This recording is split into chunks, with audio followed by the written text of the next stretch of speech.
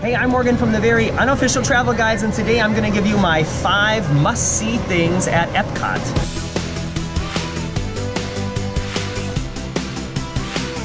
Welcome back, travel fans. I am still here at Disney World, and today I'm going through EPCOT, the experimental prototype community of tomorrow. At least that's how it was originally planned.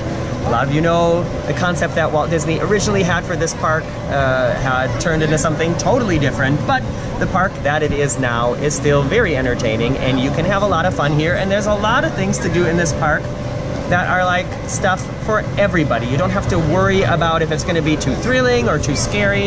It's a park with really stuff for the whole family. As I've said in my other versions of this series, I'm not saying that I think these are the 5 best things in the park, because that's, you know, everybody's entitled to their own opinion. These are just the 5 things that I know I always want to do, and that if I had to pick 5 and couldn't do any more, that these would be the things that I would pick. So let's get started. Behind me is Test Track, and it is the first thing I thought of when I was thinking of what I wanted to put on this list. Test Track is probably the closest thing that EPCOT has to like a roller coaster or a real thrill ride, and maybe one of 2 rides in all of EPCOT that I would say are not something that you can go on with everybody. It's like a combination between a design video game and riding in a remote control car, I guess you could say. It's sponsored by Chevrolet, and you go through the process of designing a test vehicle before you actually get on the ride.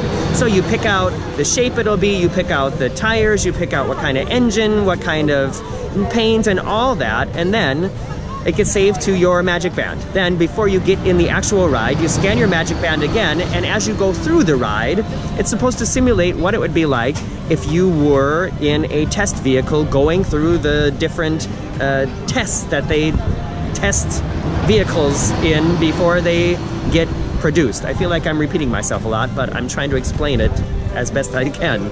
So after each test section, the car stops, and then you see how all the people's cars that they designed before the ride, how they would have scored in that section of the test. I'm realizing right now that it's kind of hard to explain, but it's a lot of fun, and it ends with a really fast section that shoots you out the side of the building, and you get going over 60 miles an hour, and I'm pretty sure that that makes this the fastest attraction in any Disney park. I'm pretty sure that I've heard that before. So for the thrill seekers, definitely do Test Track, and if there's somebody in your party who's not going to do it, this is another one where it's kind of fun to wait in the line with the people until they get on the ride, just to see all the stuff that happens before the actual ride itself. And of course, I can't complete the list without coming back here to Spaceship Earth. A lot of people call this great big ball behind me EPCOT, but I always say this is just one part of EPCOT, and the attraction is called Spaceship Earth, and it teaches you about the evolution of communication on our planet. It's a ride that everybody can ride, it's relaxing, and you know, because it's like the symbol of EPCOT, it has to be on the list. You have to ride it if you come to EPCOT. And here's a little tip for you. It's always very crowded during the morning and early afternoon, and later in the night the line gets a lot shorter. So if you don't have a fast pass for it, just save it for later in the day.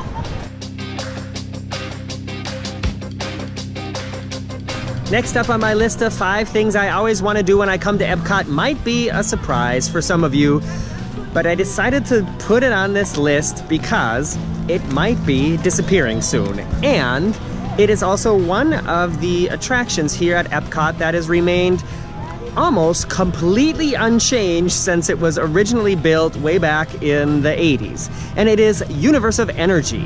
What is this ride all about? Well, I'll tell you the things that I think are cool about it. First of all, you ride through in these enormous ride vehicles, and I don't think that this ride has been running at maximum capacity since it was built however many years ago, but I think the capacity is amazing. It's if you're like an amusement park fan or nerd, it's just cool to see how huge these ride vehicles are.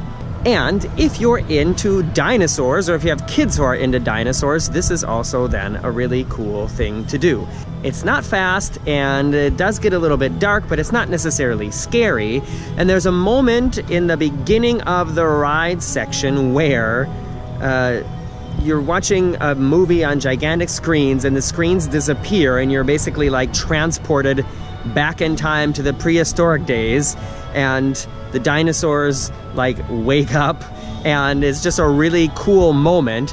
And then you ride through and you see more of the dinosaurs and prehistoric times, and it's all about I guess you could say about fossil fuels and renewable energy and things like that. And it also features Bill Nye and Ellen DeGeneres. Like I said, rumors are this ride will be disappearing, and so at least for this visit, it's something that I definitely want to put on my list. And if you need to sort of chill out and maybe take a nap, this is a good place to do it, because the entire experience, including the pre-show and the ride, takes about 45 minutes.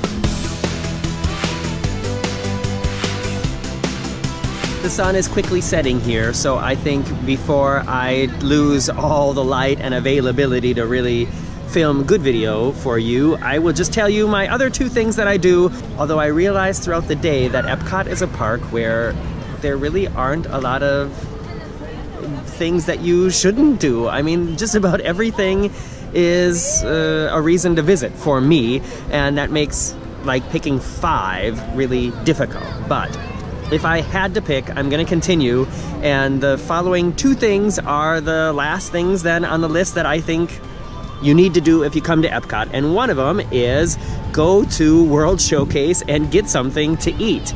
I don't know if there's still people around the world who don't realize this, but there are some really fantastic restaurants at Walt Disney World, and a lot of them are here at Epcot in the World Showcase area. We ate at Monsieur Paul last night, and it was really good. I mean, expensive, but good, and you're paying for the experience and the ambiance and being at Disney World.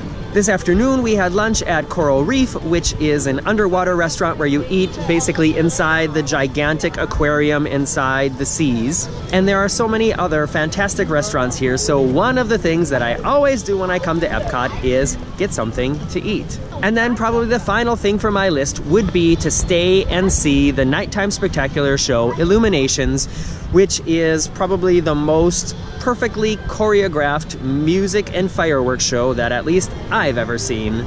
I think the fireworks shows in the Magic Kingdom are a little bit more spectacular just because you've got the castle in the middle and you've got the projection mapping that they do, but I'm not at Magic Kingdom now, I'm at Epcot. So if I had to pick 5 things, that would be one of them. And it's a great way to end the night, and I guess that will be the way that I end this video as well.